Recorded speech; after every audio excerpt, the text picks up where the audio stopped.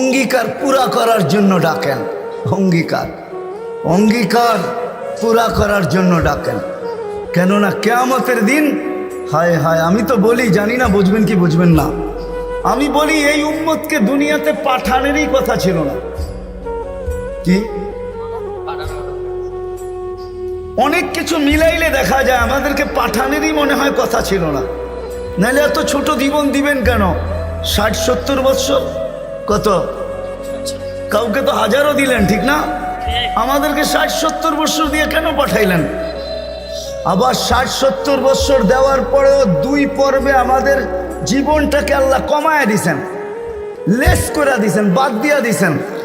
প্রথম 15 বৎসর হিসাবে আসবে না, যতক্ষণ পর্যন্ত বালেগ না হয়, কলম তার বিরুদ্ধে যায় না, পক্ষে চলতে পারে, বিরুদ্ধে চলবে না, রুফিয়াল কালাম। এইখানে 15 বৎসর বাদ। তারপরে যেটা থাইকা যায় 60 আর 70-এর ভিতর থেকে, যতক্ষণ আমরা ঘুমাই 4-6 ঘন্টা আর 8 ঘন্টা, এটাও কলম উঠানো থাকে, আমাদের বিরুদ্ধে যায় না, এটাও মাপ, এটাও। তাইলে আর থাকলো কি? কোরআন আমাকে বুঝায় এত অল্প সময়ের জন্য কেন পাঠাইলেন। তাহলে কোরআনের ভিতরে ডুব দিলে মনে হয় বুঝে আসে। আল্লাহ মনে করেন যে কেন পাঠাইলাম, কিয়ামতের দিন তোমাদেরকে আমার পক্ষে সাক্ষী হিসাবে আমার পাশে দাঁড় করাবো। শুহাদা আলান নাস, কিয়ামতের দিন এই উম্মত আল্লাহর পাশে সাক্ষী হিসাবে দাঁড় করাবে আল্লাহ। সমস্ত উম্মতের উপরে আমাদেরকে সাক্ষী হিসাবে দাঁড় করাবে আল্লাহর পাশে। ইনশাআল্লাহ এই উম্মত কিয়ামতের মাঠে দাঁড়াবে না, এই উম্মত স্টেজে দাঁড়াবে। স্টেজে আল্লাহর পাশে স্টেজ লাগানো হবে, ওই স্টেজে এই উম্মত দাঁড়াবে। কেননা আসামি আর সাক্ষী এক জায়গায় দাঁড়ায় নাকি? দুইজনের মান একটা, দুইজনের মান ভিন্ন, ঠিক না? আমরা পাশে, না কোরআন বলতেছে শুহাদা আলান নাস ওয়া ইয়াকুনুর রাসূলু শাহীদান আলাইকুম ওয়া তাকুনু শুহাদা আলান নাস। আমরা সাক্ষী। আল্লাহ বলে কম সময় দিয়া কেন পাঠাইলাম জানো? কিয়ামতের দিন কেউ প্রশ্ন করতে পারে যে এরা যে সাক্ষী হিসাবে দাঁড়াইলো, এরা তো দুনিয়াই দেখে নেয়, তাইলে আবার সাক্ষী হবে তো হবে কি কইরা? ওই দিন যেন আমি বলতে পারি এদের পা উঠায়া দেখো, এরা এখনো দুনিয়ার মাটি লাগানো আছে, যদিও কম সময়ের জন্য। মনে হয় আমাদেরকে দুনিয়া পালানোর জন্য আল্লাহ পাঠাইছেন। অনেক সময় বলে না, আরে আপনার টাইম নাই, তাতে কি আসে যায়, আমার বাড়িটা পাড়ায় চলে যায়। আল্লাহ মনে হয় এই জন্য পাঠাইছেন যেন আমরা দুনিয়াটা পাড়ায় চলে যাই। অল্প সময় দিয়ে আল্লাহ পাঠাইছেন, বেশি সময় আমাদেরকে দেন নাই, শুধু নবীজির কারণে। এই জন্যই তো আমি বলি, জানি না ওলামা একমত হবে কি হবে না, এই উম্মত দুনিয়ায় আসারই ছিল না। এই উম্মতকে আল্লাহ বাছাই কইরা, প্রথম তো এই উম্মতকে 3 বার আল্লাহ কুদরতি হাত লাগাইছেন এই উম্মতের উপরে। জন্ম লগ্নে একবার খালাকতু বিয়াদিহি, দ্বিতীয়বার কুদরতি হাত লাগাইছেন হুয়াজতাবাকুম, বাছাই লগ্নে দ্বিতীয়বার আমাদেরকে আল্লাহ বাছাই করছেন। বাছাই সমগ্র মানব জাতির ভিতর থেকে আমাকে উঠাইতে উঠাইতে কত কুঠি উঠানের পরে মনে হয় আমি আল্লাহর কুদরতি হাতে আসছি, আর আল্লাহ বলছে যা তোকে উম্মতে মুহাম্মদী বানাই। বাছাই পড়বে তৃতীয় আল্লাহর কুদরতি হাত লাগছে আমাদের উপরে। আল্লাহ আমাদের উপরে চিহ্ন লাগায় দিয়েছেন। চিহ্ন, চিহ্ন বোঝেন, যেন কিয়ামতের দিন হারায় না যায়। আল্লাহ সাহাবা জিজ্ঞাসা করছে, ইয়া রাসূলুল্লাহ, সমগ্র মানব গোষ্ঠী উঠবে, আপনি আমাদেরকে খুঁজে পাবেন কি কইরা? তা আল্লাহ রাসূল হাসতেছিল আর বলতেছিল, চিহ্ন লাগানো আছে, চিহ্ন। কয় সেই চিহ্ন আবার কি? কয় গুররাম মুআজ্জিলিনা মিন আসারিস সুজুদ, তোমাদের নামাজের জায়গা, উজুর জায়গার থেকে নূর ফুটা বাহির হবে, আর কারো বাহির হবে না। আমি নূর দেইকা চিহ্ন, তোমরা আমার, আমি ডাইকা ডাইকা কাছে নি। চিহ্ন লাগায় দিয়েছেন কুদরতি হাত দিয়ে, স্টিকার লাগায় দিয়েছেন কুদরতি হাত দিয়ে। স্টিকার চিনেন? কোম্পানির লেবেল আছে, এই যে লেবেল লাগায় দিছে কোম্পানি। আল্লাহ আমাদের উপরে লেবেল লাগায় দিয়েছেন কুদরতি হাত দিয়া। কুনতুম খায়রা উম্মাহ, এটা লেবেল, এটা স্টিকার, লেবেল লাগায় দিয়েছেন তোমরা খায়রে উম্মাহ। আফসোস কোত্থেকে যেমনি আমি হারায় কত দূর চলে গেছি। প্রথম স্বাধীনতা দিছেন আল্লাহ শিক্ষাগত, দ্বিতীয় স্বাধীনতা দিছেন আল্লাহ পেশাগত, তৃতীয় স্বাধীনতা আল্লাহ দিছেন মত আদর্শগত। স্বাধীনতা যদি না দিতেন সব আল্লাহর, আর আপনি টকশোতে বসে বলবেন আল্লাহর বিরুদ্ধে, আর আপনি চিৎকার দিয়া বলবেন গড ইজ নাথিং। হ্যাঁ, অস্তিত্ব কে দিছে? বাক স্বাধীনতা যেটা, মত আদর্শের স্বাধীনতা দিছে আল্লাহ, এই জন্য কিচ্ছু বলে না, শুধু অপেক্ষা করেন অপেক্ষা। কোরআনও বলে ফান্তাযিরু ইন্নী মাআকুম মিনাল মুনতাযিরিন, আমি অপেক্ষা করতেছি তোমরা অপেক্ষায় থাকো। আল্লাহ কিসের অপেক্ষা? ইদা জা আজালু, সীমারেখা আসতে দেরি, আখাযনাহু বাগতাতান, তোমাকে আমি ছো মাইরা উঠাইতে দেরি করবো না। লা তুসআলুন্না আনিন নাঈম, তারপরে তোমাকে একটা একটা জিজ্ঞাসা করব, তারপরে দেখি তুমি যাও কোথায়, কোথায় যাবে তুমি। সত্য এটাই, মত আদর্শের স্বাধীনতা যেটাকে বলে, কি বলে, মত আদর্শের স্বাধীনতা আল্লাহ দিয়েছেন, আদর্শগত স্বাধীনতা, নাইলে নাস্তিক হওয়ার কোনো প্রশ্ন ছিল না। অস্তিত্ব দিবে আল্লাহ, আপনি বলবেন আল্লাহর বিরুদ্ধে, এটা পসিবল ছিল না, ইম্পসিবল।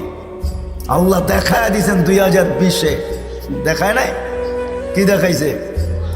হ্যাঁ, সারা দুনিয়া, যেই দুনিয়া নিজেকে এত শিক্ষিত মনে করে, এত আপডেট মনে করে, এত এডুকেটেড মনে করে, এত উন্নত মনে করে, এত আধুনিক মনে করে, ওই পুরা দুনিয়াকে আল্লাহ লকডাউন লাগাই দিছে। আপনি বলেন আপনাকে মাস্ক পরায় নাই, আল্লাহ দুনিয়ারে মাস্ক পরায় দিছে, দুনিয়াকে। আপনাকে আমাকে পড়ায় নাই, দুনিয়াকে মাস্ক পরায় দিছে। আল্লাহ বলে আমি আল্লাহ, ইচ্ছা করলে যা খুশি তা করতে পারি। কি এখনো বহুত মানুষ মাস্ক পরা করে, ঠিক না? হ্যাঁ, পড়ে না? কি কি ভয়ে পড়ে? করুণা এখনো আছে, ঠিক না? আপনারা বলবেন আমরা তো কুমিল্লার মানুষ, 2020-ও পড়ি না, ঠিক না? না পড়তে পারেন, কেননা টেলিভিশনে এত বড় বড় দেখছেন, আর ভাবছেন নাকের ছিদ্র তো এত বড় না, এটা যাবে তো যাবে কোন দিক দিয়া, ঠিক না? এখন যদি প্রশ্ন উঠায় মুখ দিয়া যাবে, কয় সারাদিনই তো পান খাই, বিড়ি খাই, সিগারেট খাই, এটা সেটা খাইতে থাকি, মুখ দিয়া যাবে তো যাবে কোন দিক দিয়া, ঠিক না? হ্যাঁ, এই জন্য নাও পড়তে পারেন। আল্লাহ মত আদর্শের স্বাধীনতা দিয়েছেন। চতুর্থ স্বাধীনতা দিয়েছেন সোসাইটিগত, সমর্থ থাকলে দুনিয়ার যেই কোথাও বাস করতে পারে। আমি চিনি কুমিল্লার অনেক মানুষ যারা আমেরিকাতে বাস করে, আমি চিনি অনেককে কুমিল্লার যারা অস্ট্রেলিয়া বাস করে, যারা ক্যানাডায় বাস করে, আমি চিনি ইউরোপে বাস করে, চিনি, আমি অনেককে চিনি, আমাকেও চিনি। সমর্থ আছে, দুনিয়ার যে কোথাও বাস করতে পারে। আর পঞ্চম স্বাধীনতা, এই ছোট জীবনটা, যেমন স্কুলে খেলার সময় একটা পর্ব হয়, যেমন খুশি তেমন সাজো। আল্লাহ বলে এই ছোট জীবনটায় তুমি যেমন খুশি তেমন সাজতে পারো, তোমাকে কিচ্ছু বলবো না। স্বাধীনতা দিনা, নাইলে কোনোদিন সম্ভব ছিল না। তো কথা ওইখান থেকেই বাহির হয়ে গেছে। যতক্ষণ পর্যন্ত আল্লাহ আল্লাহ রসুলের কাছে আকর্ষণের পাত্র না হব, আর আকর্ষণের পাত্র হব আমলের দ্বারা। কিসের দ্বারা? আর আমল জীবনে আসবে দ্বীনি কথা যত বেশি একাগ্র চিত্তে শুনবো, মনোযোগ সহকারে শুনবো, আর দিলে কাঁদবে, তখনই আমল আসবে। আর আমলের দ্বারা আমি আকর্ষণের পাত্র হব। তখন বংশ কি আল্লাহ দেখবেন না। কুমিল্লার মানুষ, কথা শেষ দিকে চলে আসছি, আমি 6 বার আমি বেলালের বাড়ি দেখছি, 6 বার রাদিয়াল্লাহু তাআলা আনহু। আমি 6 বার ইথিওপিয়া গেছি, 6 বার। এই চোখ থেকে পানি 6 বার ঝরছে, শুধু বাড়ি দেখা, ব্যক্তি তো দেখি নাই, কোত্থেকে দেখবো? সে তো অনেক আগে চলে গেছে, তার দেশের মানুষগুলা দেখছি। কিন্তু একটা অনুমান হয়েছে, একটা এটাকে কি বলে, এতটুকু বুঝতে পারছি যে 1400 বছর আগের বেলাল কেমন ছিল। আজকের মানুষগুলোই যখন পছন্দ হয় না, তো 1400 বছর আগেরটা কেমন হবে? আজকের ইথিওপিয়া আদিস আবাবা রাজধানী, ইউরোপের সাথে টক্কর লাগায় উন্নত হইতেছে, ইউরোপকেও পিছিয়ে রেখা দিতেছে। তাইলে আজকেও যদি মানুষগুলা পছন্দ না হয়, 1400 বছর আগের বেলাল কেমন ছিল? কিন্তু বেলাল যেখানে ওইখানে কেউ নাই। কেমন আকর্ষণের পাত্র, জমিনে চললে জান্নাতে পদধ্বনি হতো, জান্নাতে। আল্লাহর রসুল কানে শুইনা ঈশা বলছে, মা বালু খাইয়া বেলাল, এত বড় আকর্ষণের পাত্র কি করে হইলে? জান্নাতে তোমার পদধ্বনি, তাও আমার আগে আগে। পিছিয়ে হইতো তাইলে মাইনা নিতাম, আমার আগে আগে। দেখতে তো ছিলাম না, তোমাকে পদধ্বনি শুনতে ছিলাম। জিবরিল আলাইহিস সালামকে জিজ্ঞাসা করলাম, আমার আগে কে? তো হাসি দিয়া বলল, আবদুকা বেলাল, আপনার গোলাম বেলাল।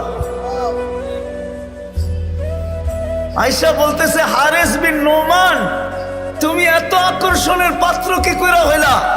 বলছে, কি ইয়া রাসূলুল্লাহ, জান্নাতে ঘুরতেছিলাম, তুমি তাহাজ্জুদে কোরআন পড়তেছিলা, আমার রাত্রেই সফর ছিল, আমি রাত্রেই পৌঁছে গেছি ওইখানে, আর রাত্রই ছিল, সময়কে আল্লাহ থামায়া দিছিলেন।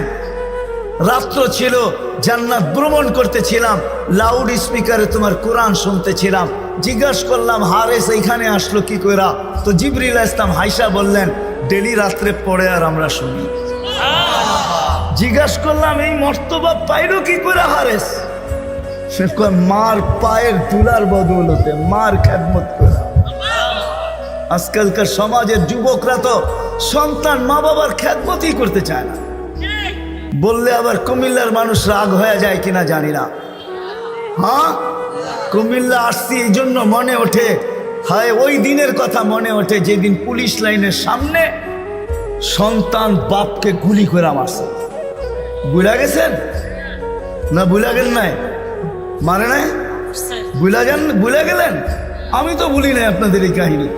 কুমিল্লা দিয়ে গেলেই আমার মনের ভিতরে ওঠে যে হায় কোন সমাজে জন্ম নিলাম, কোন দুনিয়াতে আসলাম। আপনাদের এই কুমিল্লা ঘটছে, নেটে সার্চ দেন, দেখেন লেখা আছে, পত্রিকায় উঠছে, মিডিয়ায় আসছে। বাকিগুলা বাদিয়ে দিলাম, ঐশীর কথা বাদিয়ে দিলাম, ঠিক না? ঐশীর কথা বাদিয়ে দিলাম। সন্তান, কোথায় আসলাম আমরা? সন্তান মা বাবাকে গুলি করে, হত্যা করে, হায় হায় হায়। অথচ মার খেদমত করে হারেস বিন নোমান। আরেকটা মনে উঠলো, এই জন্য বলতেছি, মুসা আলাইহিস সালাম আল্লাহকে জিজ্ঞাসা করছে, আল্লাহ আমার জান্নাতের বন্ধু কে? কয় কসাই। আপনি আমার সাথে এমনই করেন,